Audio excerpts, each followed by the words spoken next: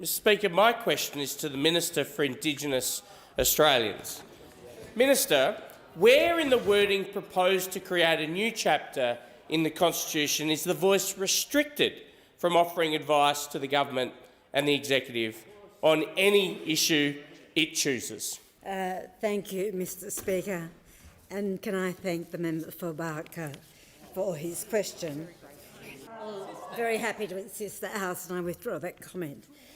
I have said on at least 5 or 6 occasions this week what the voice is responsible for and what the second reading speech of the Attorney-General said, particularly in relation to matters that affect Indigenous people differently.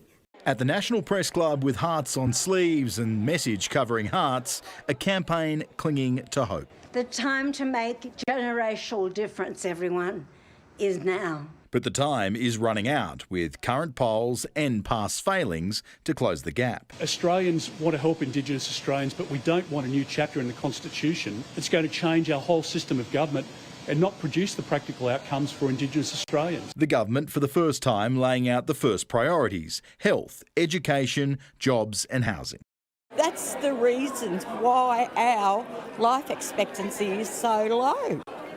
So they're the sorts of things that we have to ensure that they're on the top of the list. The minister can suggest that these are priorities. It might not be priorities of those who end up being on The Voice. It's a bit of a dog's breakfast, to be quite honest. The Yes campaign tonight say they've recruited thousands of online pledges and believe more volunteers on election day will mean more votes on election night. When I meet for the first time with The Voice, I will say, bring me your ideas on how we stop our people from taking their own lives.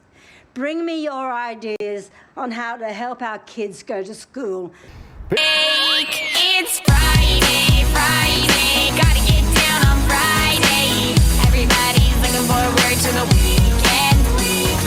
Friday, getting down on Friday. Everybody's looking forward to the weekend. Partying,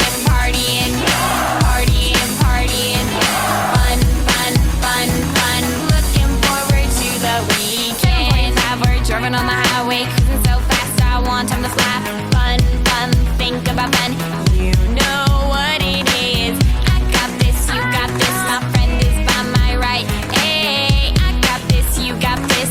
Now you know it. Kicking in the front seat, sitting in the back seat. Gotta make my mind up. Which seat can I take?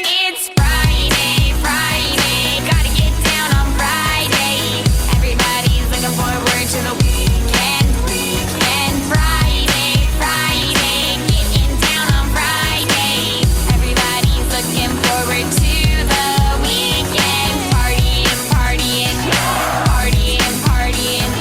fun. Looking forward to the. Let's stay on The Voice, Luke. Noel Pearson said, it's not going to be interested in parking tickets or nuclear submarines. We find out today they are interested in nuclear submarines. One of the PM's own advisory group members on the referendum, Indigenous artist Sally Scales, she says she's concerned about AUKUS nuclear submarines. She wants The Voice to have a say where you might put a base or anything to do with defence issues.